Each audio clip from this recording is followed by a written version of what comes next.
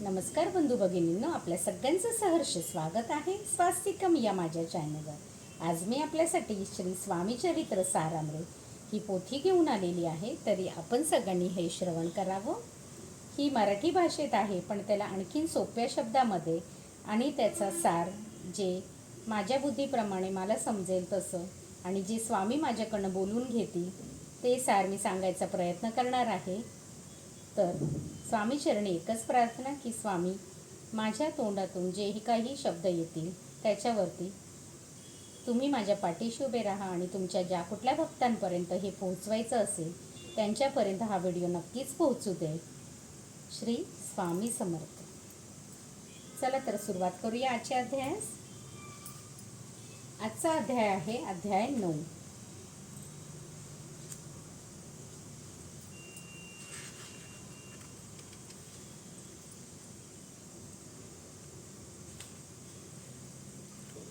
श्री गणेशाय नमः। घरोघरी स्वामी कीर्तने नित्य होती ब्राह्मण भोजने। घराघरामध्ये स्वामींची कीर्तनं होत असत आणि ब्राह्मणांना भोजन जरी सुद्धा दिलं जात असे। स्वामी नामाची जप ध्याने अखंडित चालती। स्वामींचे जे नाम आहे म्हणजे श्री स्वामी समर्थ, जसं आपण माळ करतो तसंच जप अखंडित चालत असत तिकडे। दिगंतरी गाजली ख्याती म्हणजे दाही दिशांना त्याची ख्याती, त्याची प्रसिद्धी झाली। कामना धरुनी चित्ती बहुत लोक दर्शना येती। ज्यांच्या कुणा मनामध्ये काही कामना आहेत की त्यांची कुठली इच्छा पूर्ण करायची आहे ती सगळीच लोक स्वामींच्या दर्शनाला अक्कलकोटास येऊ लागली। ब्राह्मण क्षत्रिय वैश्याधिक शूद्र आणि अनामिक, मग ते ब्राह्मण असू दे, क्षत्रिय असू दे किंवा वैश्य किंवा शूद्र कोणीही असू दे, पारसी यवन भाविक किंवा पारसी यवन सुद्धा असू दे, ते सुद्धा दर्शन येती धावणी। हे सगळेच वर्णाची लोक स्वामींचरणी येऊ लागली। यात्रेची गर्दी भारी सदा आनंदमय नगरी। यात्रा जी भरत होती तिथे खूप गर्दी होत असत आणि ती सुद्धा आनंदमय नगरी वाटत असे। साधू संत ब्रह्मचारी फकीर संन्यासी येती पै। तिथे साधू संत सुद्धा येत असत, ब्रह्मचारी फकीर संन्यासी हे सगळेच येती पै म्हणजे स्वामींकडे येत असत। किती वर्णावे महिमान जेथे अवतरले परब्रह्म। ह्याचा महिमा किती वर्णन करावा जिकडे परब्रह्म स्वतः स्वामी रूपात आलेत। ते नगरी वैकुंठ धाम प्रत्यक्ष भासू लागले। ती नगरी वैकुंठ धाम म्हणजे जिकडे विष्णू देव राहतात ते वैकुंठ धामासारखीच अक्कलकोट हे वाटू लागलं। असो ईशा नगरात शंकरराव प्रवेशत। अशाच नगरामध्ये शंकरराव प्रवेशले। आनंदमय झाले चित्त, त्यांचं चित्त खूपच आनंदित झालं, समाधान वाटले, त्यांना खूप समाधान वाटलं। यात्रेची झाली दाठी कैशी होईल स्वामी भेटी। यात्रेमध्ये इतकी गर्दी झालेली होती की आता स्वामींची भेट कशी होईल हे चिंता उपजली पोटी। ही त्यांच्या मनामध्ये चिंता होऊ लागली। मग उपाय योजिला जे होते स्वामी सेवक त्यात सुंदराबाई मुख्य। मग त्यांनी एक उपाय केला की ह्याच्यामध्ये जे स्वामींचे सेवक आहे त्याच्यामध्ये एक जी सेविका होती ती होती सुंदराबाई। त्या मुख्य सेविका होत्या स्वामींच्या। स्वामी सेवा सकळीक तिच्या हस्ते होत असे। स्वामींची सगळी सेवा जी आहे ते तिच्याच हाताने होत असत। तिची घेऊन गाठी शंकरराव सांगती गोष्टी। तिला भेटून त्यांनी सगळं काही जे त्यांना त्रास आहे ते तिला सुंदराबाईंना सांगितलं। करुणी द्याल स्वामी भेटी तरी उपकार होतील। त्यांनी तिला नम्र विनंती केली की मला जर तुम्ही स्वामींची भेट करून दिली तर तुमचे खूपच उपकार होतील माझ्यावरती। व्याधी दूर करावी म्हणून विनंती कराल स्वामी चरणी। माझी व्याधी दूर करा म्हणून तुम्ही स्वामींच्या चरणी विनंती कराल का माझ्यासाठी? तरी आपणा लागून द्रव्य काही देईन। जर तुम्ही स्वामी चरणी अशी प्रार्थना केली की माझी व्याधी दूर करा तर मी आपल्याला द्रव्य म्हणजे पैसे देईन। बाईसी द्रव्य लोभपूर्ण आनंदले तिचे मन। बाईच्या मनामध्ये पैशासाठी खूपच लोभ होता आणि त्याच्यामुळे हे ऐकल्यावरती ती खूपच आनंदित झाली। म्हणे मी इतके करून 2 सहस्त्र रुपये द्याल की? ती म्हणाली मी हे नक्कीच करेन, पण तुम्ही मला 2 सहस्त्र म्हणजे 1000 2000 रुपये तुम्ही मला द्याल का? ते म्हणती बाईसी इतके कार्य जरी करीसी तरी 10 सहस्त्र रुपयांसी।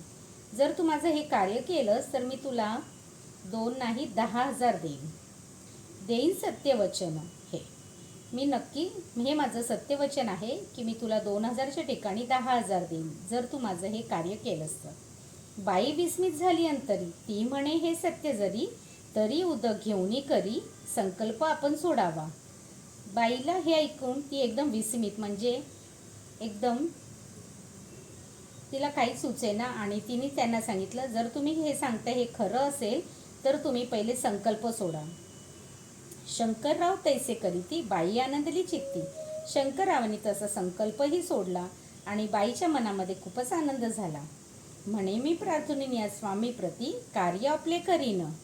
मग तिने त्यांना सांगितलं की मी स्वामींना प्रार्थना करेन की तुमचं काम करण्यासाठी. मग एके दिवशी यती बैसले होते आनंदवृत्ती. मग एक दिवशी जेव्हा स्वामी बसले होते अगदी आनंदात, शंकरराव दर्शन घेती भावचित्ती विशेष. शंकरराव दर्शनासाठी आले आणि त्यांच्या मनामध्ये भावना खूपच आनंदाच्या होत्या. बाई स्वामीसी बोले वचन, हे गृहस्थ थोर कुलीन. बाईंनी स्वामींना सांगितलं की हे जे गृहस्थ आहे ते खूपच थोर कुलाचे आहेत. परिपूर्व कर्मे या लागून ब्रह्मसंबंध पीडितो. पण पूर्व कर्मामुळे त्यांना ब्रह्मसंबंध म्हणजे त्यांना ब्रह्मराक्षसाची बाधा झालेली आहे. तरी आता कृपा करूनी मुक्त करावे व्याधीपासून. तर आता तुम्ही कृपा करा आणि ह्यांना या व्याधीपासून सोडवा. ऐसे ऐकता वरदानी समर्थ तेथून उठले. हे ऐकून समर्थ तिथून उठून निघाले. चालले गावाबाहेरी आले शेखनुराच्या दर्ग्यावरी. तिथून बाहेर निघून ते शेखनुराच्या दर्ग्यावर गेले. शंकरराव ही बरोबरी त्या स्थळी पातले. शंकरराव सुद्धा स्वामींच्या मागोमाग त्याच स्थळी गेले. यवन स्मशानभूमीत आले यतिराज त्वरित. यवन स्मशानभूमीत म्हणजे मुसलमानांची जी स्मशानभूमी आहे तिकडे स्वामी गेले. एका नूतन खांचेत निजले छाटी टाकून. एका नूतन म्हणजे एका नवीन खाचा, म्हणजे जे त्यांच्याकडे जी कबर असते तशी जी कबर आहे त्याच्यामध्ये झोपले जाऊन. सेवेकरी शंकररावासी म्हणती लीला करूनी, ऐशी चुकविले तुमच्या मरणासी, निश्चय मानसी धरावा. आता मी तुमचं मरण चुकवलं आहे हे तुम्ही निश्चित समजा.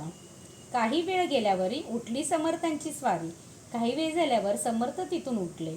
शेखनुराच्या दर्ग्यावरी येऊनी पुढे चालले. शेखनुराच्या दर्ग्यावर येऊन ते पुढे चालू लागले. शंकररावे त्या दिवशी खाना दिदला फकीरांसी.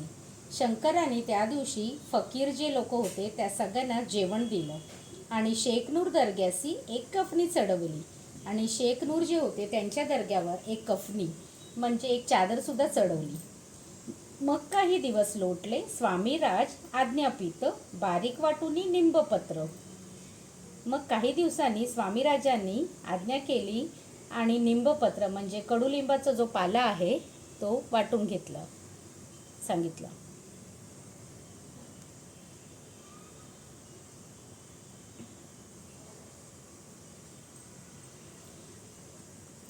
दहा मिरे त्यात घालावी, ते घ्यावे हो औषध. त्याच्यामध्ये 10 काळी मिरी जी असते काळी मिरी घालावी आणि ते औषध तुम्ही घ्या. त्याने जाईल ब्रह्मसंबंध. त्याच्याने तुमची जी ब्रह्मराक्षसाची जी व्याधी आहे ती दूर होईल. झाल्या स्वामी राजवैद्य व्याधी पळे आपणची. स्वामीराज जणू वैद्यच झाले आणि त्याची व्याधी पळाली. स्वामी वचनी धरून भाव औषध घेती शंकरराव. स्वामींच्या वचनी त्यांना इतकं भाव होता की त्यांनी ते औषध घेतलं. तयासी आला अनुभव 10 दिवस लोटले. 10 दिवसांनी त्यांना अनुभव आला. प्रकृतीसी आराम पडला. राव गेले स्वनगराला. त्यांची प्रकृती सुधारली आणि ते स्वतःच्या नगराला गेले. काही मास लोटता तयाला ब्रह्मसंबंधे सोडिले. मग पुन्हा आनंदेसी दर्शना आले अक्कलकोटासी. असं करून त्यांची पूर्ण जी ब्रह्मराक्षसाची जी व्याधी होती ती पूर्णपणे दूर झाली आणि ते अक्कलकोटास परत स्वामींच्या दर्शनासाठी आले. घेऊनी स्वामी दर्शनासी आनंदित झाले. स्वामींचं दर्शन घेऊन ते खूपच आनंदित झाले. म्हणती व्याधी गेल्यानंतर रुपये देईन 10 सहस्त्र. ऐसा केला निर्धार त्यांचे काय करावे.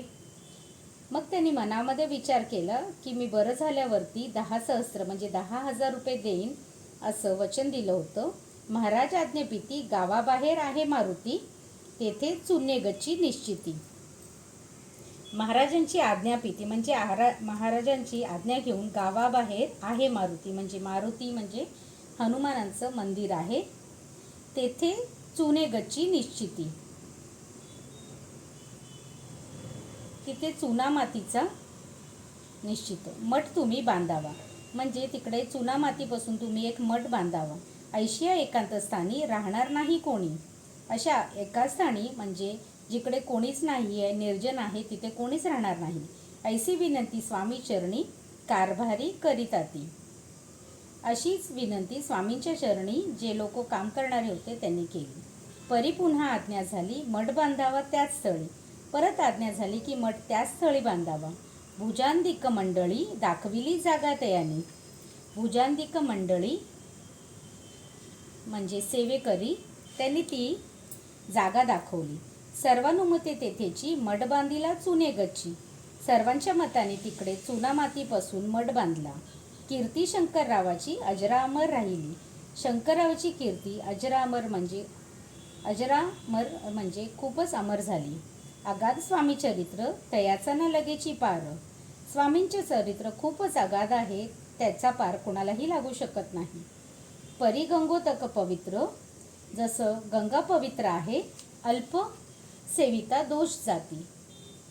आपण हे जर सेवा थोडीसुद्धा केली तर आपले सगळेच दोष नाहीसे होतील. शरवणी धरावा आदर तेने साधती इहरपत्र. शरवणी धरावा आधार म्हणजे आपण असंच स्वामींचं जे चरित्र आहे ते श्रवण करत जायचं. तेने साधती इहपत्र म्हणजे त्याच्यामुळे आपल्याला परलोक किंवा स्वर्गलोक प्राप्त होईल. जे झाले स्वामी किंकर, जे स्वामी सेवक झाले, विष्णू शंकर वंदिती त्या. विष्णू आणि शंकरसुद्धा त्यांचं वंदन करतात. हा जो अध्याय आहे ह्याचा जो सार आहे, शंकरराव जेव्हा अक्कलकोटास आले त्यांनी लोकांना बघितलं की लोक स्वामींच्या भक्तीमध्ये खूपच आनंदित आहेत. तेव्हा तिकडे स्वामींची यात्रा भरली होती, पण ती यात्रेमध्ये इतकी गर्दी होती की त्यांना असं वाटलं की आपल्याला स्वामींची भेट कशी होईल. मग त्यांनी स्वामींची एक मुख्य जी सेविका आहे त्यांना गाठलं, सुंदराबाई त्यांचं नाव. त्यांना गाठून त्यांनी सांगितलं की तुम्ही जर मला स्वामींची भेट करून, त्यांनी स्वतःला जो त्रास आहे, व्याधी आहे, त्याच्याबद्दल सुद्धा सुंदराबाईंना सांगितलं आणि ह्याची तुम्ही प्रार्थना कराल का स्वामींना की माझी व्याधी बरी करण्यासाठी, असं त्यांनी सुंदराबाईंकडे प्रस्ताव दिला. सुंदराबाईंना त्यांना सांगितलं की मी हे स्वामींना सांगेन, पण त्याच्यासाठी तुम्ही मला धन द्याल का. तेव्हा त्यांनी सांगितलं तुम्ही मला जर 2,000 रुपये दिले तर मी हे स्वामींना प्रार्थना करेन.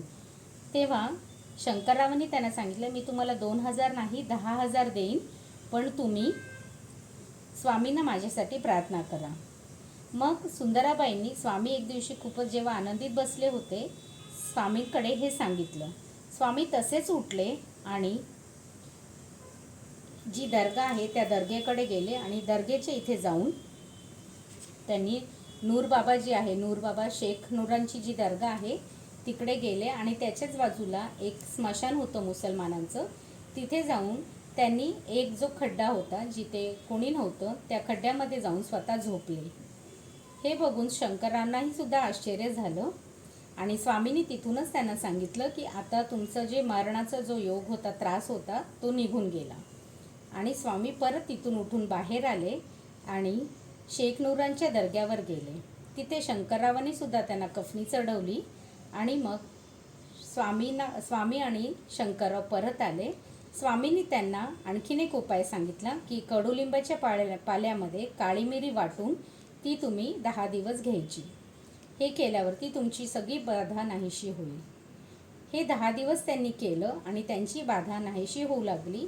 मग ते स्वस्थानी गेले आणि जेव्हा पूर्ण बरे झाले तेव्हा ते परत स्वामीच्या भेटीसाठी अक्कलकोटास आले आणि मग तिकडे सेवेकरांच्या विनंतीने त्यांनी एक चुना मातीपासून एक मठ बांधला भक्तांसाठी, जिकडे मारुतीचं मंदिर होतं तिथे. असं हा जो अध्याय आहे ह्याचा सारांश आहे. इति श्री स्वामी चरित्र सारामृत नाना प्राकृत कथा सन्मंत सदा परिसोत भाविक भक्त नवमोध्याय गोडहा. इति श्री स्वामी राजपर्णमस्तु शुभं भवतु श्रीरस्तु. Shri Swami Samarth. Shri Swami Samarth. Thank you so much.